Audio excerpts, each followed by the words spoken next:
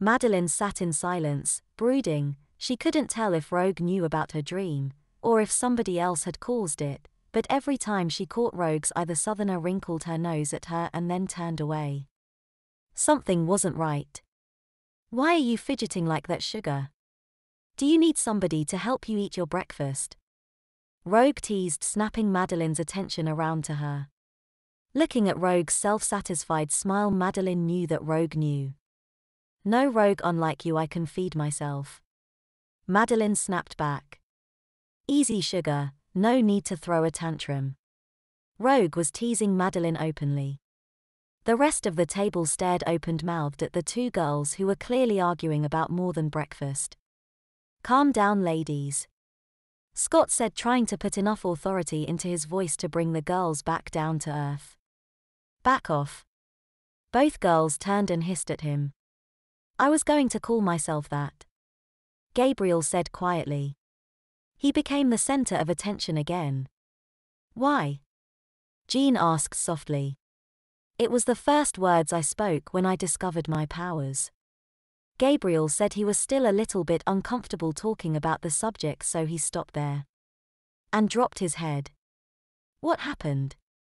The whole table seemed to say, with nobody saying at all. I was being bullied by these boys at my school. They called me names because of my teeth.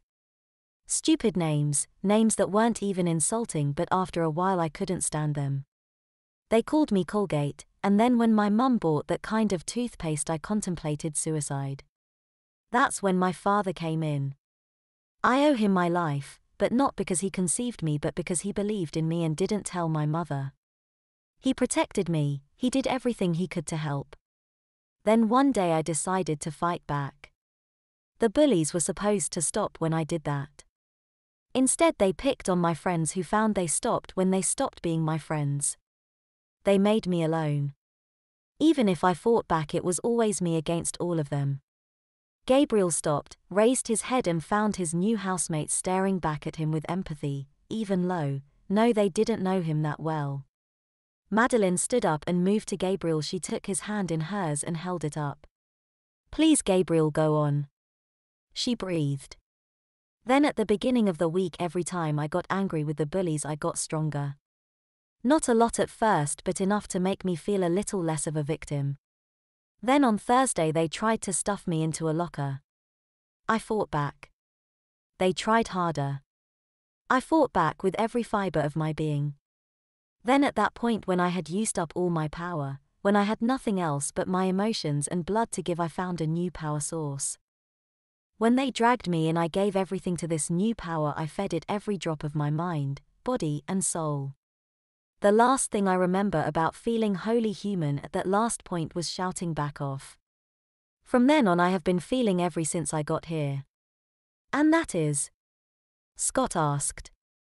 I don't know who I am anymore. That's why I need to find a new name that I deserve. Not what I want.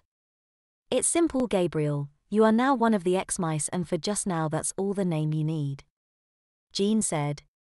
She filled her mind with warmth and confidence and allowed it to radiate to Gabriel. But she saw it wasn't needed. He was taking all of his comfort from the physical contact with Madeline.